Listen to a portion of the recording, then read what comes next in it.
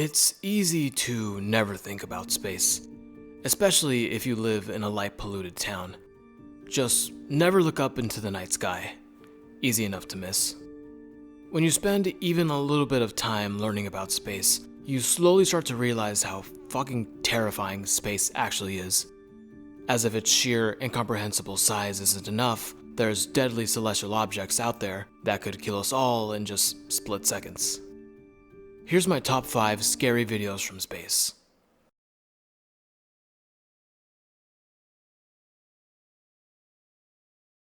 When you learn what black holes actually are, they really seem like they shouldn't even exist, like they're a glitch in physics itself. Basically, black holes are singularities in space with infinite density that will destroy anything and everything that makes its way into it. You can't even ever see a black hole, since no light is being reflected back from it. I was that kid in high school physics class that raised his hand to ask, if you were in space and flew into a black hole, what would happen? And I was never satisfied with my teacher's answer of, you would die.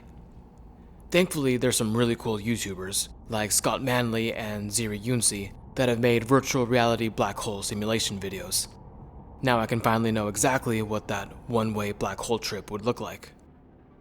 As you approach a black hole, the space around it looks distorted due to the crazy gravity going on.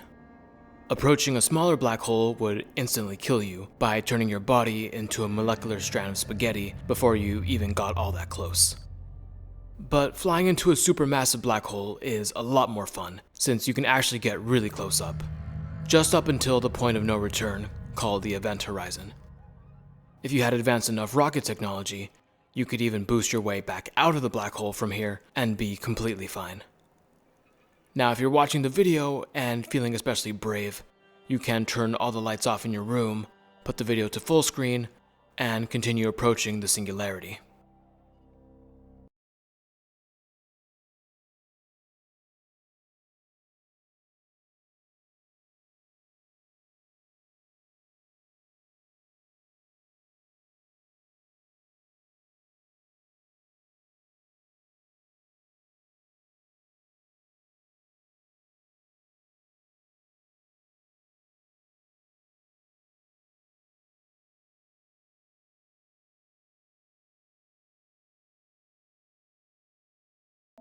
I'm a person that prides myself on not being afraid of much, but I'll admit my heart did a jump when moving past the event horizon, looking backwards where I came from, and seeing the entire universe completely enveloped by black.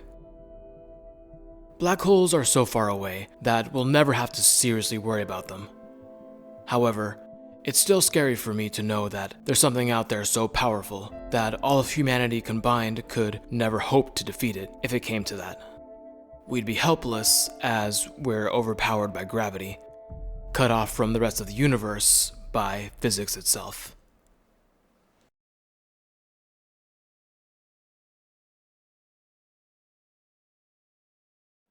When a star of less than 10 solar masses, give or take, dies off, it goes supernova instead of becoming a black hole, which is really incredible in its own right. These star deaths cause supernova explosions, which appear brighter than galaxies in the night sky, and are the most powerful explosions in the universe. They are so bright that they've been observed as early as 185 AD in China, obviously without any modern telescopes. If a star nearby Earth within 30 light years went supernova, that'd be a huge problem for us, since the radiation would wipe out the entire ozone layer, which, if not kill us outright, would cause countless deaths worldwide. Luckily, there's no stars close enough to Earth within 100 light years that pose a threat, so we can appreciate these incredibly powerful explosions and the beautiful nebulas they leave behind, safe and sound from home.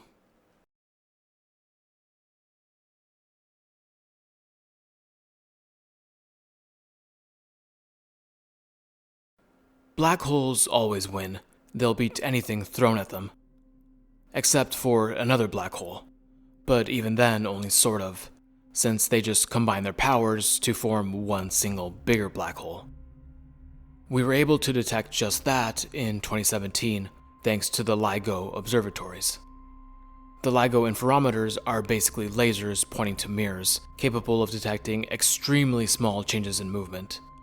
In 2017, the LIGO Observatory in Livingston, Louisiana, detected a gravitational wave ripple, followed by the same detection in Hanford, Washington, 7 milliseconds afterwards.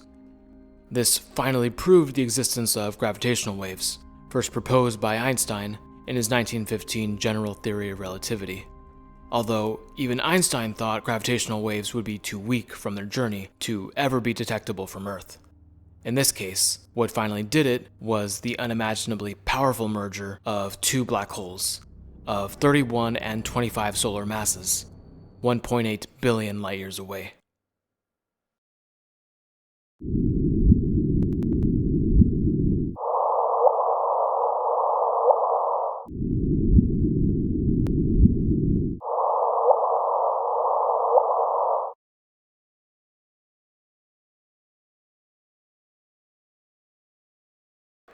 The tragic disaster of the Challenger space shuttle explosion resulted in the deaths of 7 astronauts, including one schoolteacher on board.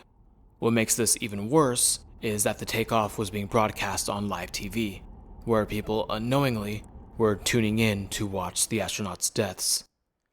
The explanation that gets thrown around for the disaster is the O-rings, a malfunctioning component in the shuttle which caused the explosion. Which is true, as demonstrated by Richard Feynman at a press conference by twisting an O-ring, dipping it in ice cold water, and showing its shape remained twisted.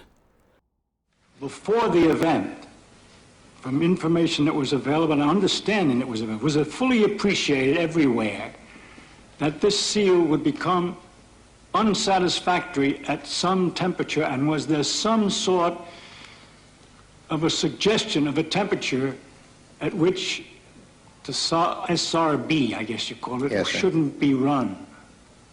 Yes, sir. There was a suggestion of that. To answer the first question, given the configuration that we were in, that the seal would function at that temperature. That was the final judgment. But Commission member Richard Feynman, after examining the O-ring, had a surprise. Oh, I took this stuff that I got out of your seal and I put it in ice water.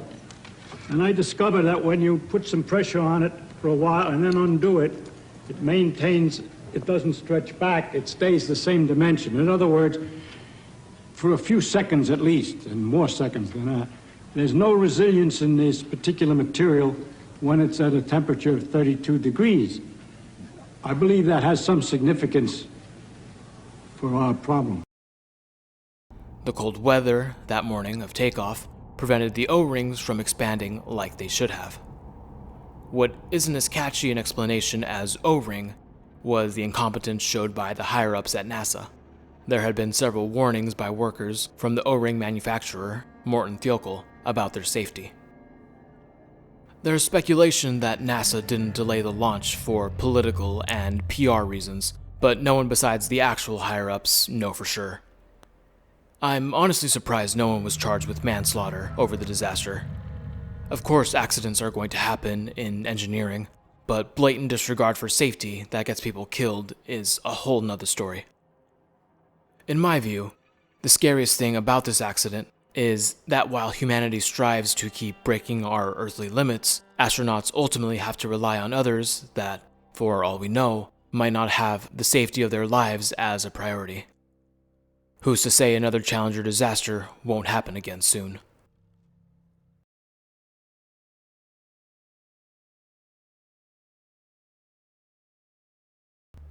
In 2020, the US government came the closest it's ever gotten to confirming the existence of UFOs, and maybe kinda sorta by extension confirming aliens are real.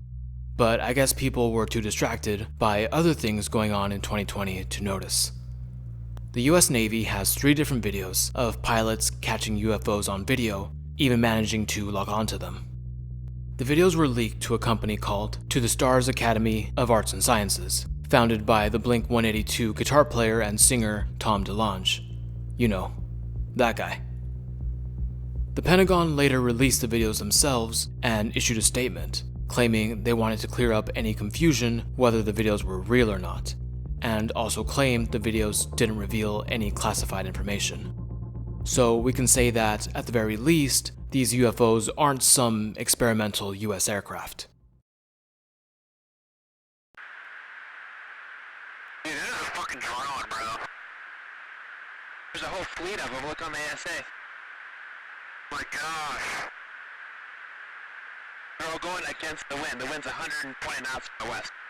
Look at that thing, dude.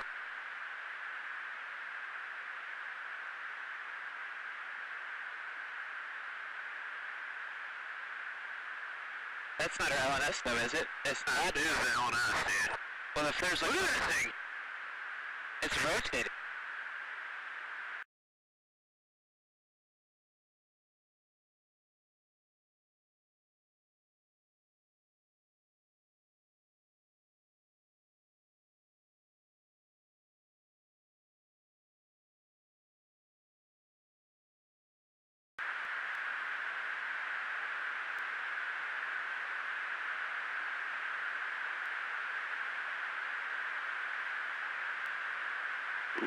Nickel 61 Tango Logic, over. Oh, got it! Woohoo! Roger, there's troubleshooting as soon as I get Did you box moving target? 602. No, I took an auto track. Oh, okay. Oh my gosh, dude. Wow, look at that, man. Look at it fly! I do personally believe these UFOs are extraterrestrial, but we can't know for sure. If they really are alien UFOs, that'd be really exciting, and also absolutely terrifying that there's an intelligent alien race capable of interstellar travel that pays US military bases low-key visits. They'd have to be centuries ahead of us technologically, presumably also in the weapons department. We might know for certain soon enough, since the December 27 COVID-19 relief bill signed off by President Trump has snuck into it a requirement for the Secretary of Defense to submit a report on UFOs within 180 days. If the report gets out into the public, and it's not redacted to hell and back, expect a follow-up video from me around June this year. Tom DeLonge, I need a solid here, buddy.